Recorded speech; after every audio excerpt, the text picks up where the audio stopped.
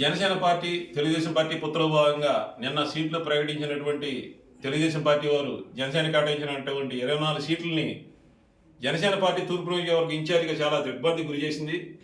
నేను ఒక్కడే కాదు, ఈ రాష్ట్రంలో ఉన్నటువంటి జన సైనికులు, వీర మహిళలు, జనసేన పార్టీలో ఉన్నటువంటి శ్రేయోభిలాషులు, పార్టీ పెద్దలు అందరూ కూడా ఈ యొక్క 24 సీట్లు కేటాయించడం అనే దాన్ని ఎవరు కూడా నమ్మే పరిస్థితిలో టీడీపీలో అన్నట్టుగా ఉంది.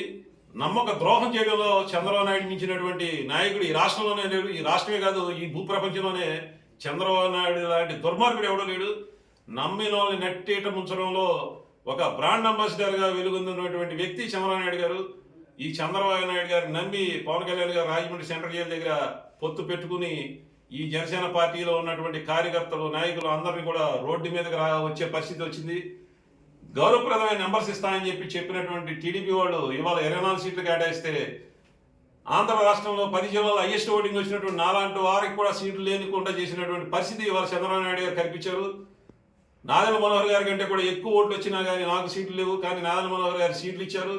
దీన్ని బట్టి ఆలోచించుకోవచ్చు, ఇది చంద్రబాబు నాయుడు గారు టీడీపీలో కుతంత్రాల భాగంగా జనసేనాన్ని అణగదొక్కేసే విధంగా ఉన్న సీట్లు ఎలగేషన్ లాగానే ఉంది తప్పితే, సీట్లు సెలక్షన్ లాగానే ఉంది తప్పితే, ఏ రోజు కూడా ఇది పొత్తులో భాగంగా సమానమైన ప్రాతిపదికన పొత్తు ధర్మం పాటించే విధంగా సీట్లు ప్రకటించినట్టుగా లేదు.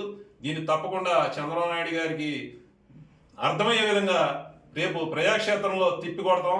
చంద్రబాబు నాయుడు గారు నమ్మక ద్రోహి అంటాకే ఎటువంటి అతిశయోక్తి లేదు. ఎందుకంటే గతంలో కూడా ప్రజారాజ్యాన్ని జెండా పీకేద్దాం అని చెప్పి ఈనాడులో టైటిల్ బ్యానర్ తోటి వేసే విధంగా చేసినటువంటి వ్యక్తి చంద్రబాబు నాయుడు గారు.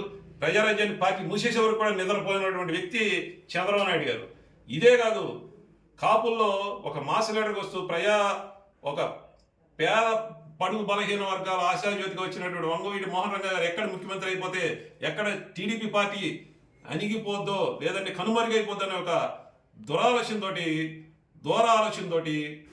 ఒక నాయకుడు అయినటువంటి వంగవీటి మోహన్ రంగ గారిని నిరాదయం చేసి అంతమంది నుంచి వరకు కూడా నిద్రపోయినటువంటి వ్యక్తి చంద్రబాబు నాయుడు గారు. ఇది గ్రహించి హరిరామ్ జోగి గారు కూడా చెప్తా ఉన్నారు, చంద్రబాబు నాయుడు మామూలుడు కాదు, నోటితో నువ్వు నొసలు తెప్పించే టైపు, అతను నమ్మితే నడి సముద్రంలో వదిలేస్తాడు. ఒక నమ్మక ద్రోహానికి బ్రాండ్ అంబాసిడర్ చంద్రబాబు నాయుడు గారు. ఈ చంద్రబాబు నాయుడు గారిని నమ్మే పరిస్థితి లేదు. జన సైనికులు, వీర మహిళలు, అలాగే జనసేన నాయకులు అందరూ కూడా మరొకసారి ఆలోచించుకోవాల్సిన పరిస్థితి వచ్చింది. చంద్రబాబు నాయుడు లాంటి ఈ ఆంధ్రప్రదేశ్లో ఉన్నటువంటి దుర్మార్గమైనటువంటి వ్యక్తి ఇంకా రాబోయే రోజుల్లో ఈ ప్రజాక్షేత్రంలో కనుమరుగే పరిస్థితి తీసుకొస్తున్నాడు. ఎందుకంటే నమ్మక ద్రోహం 24 సీట్లు అంటే అది ఎవరు కూడా జీర్ణించుకోలేని పరిస్థితి.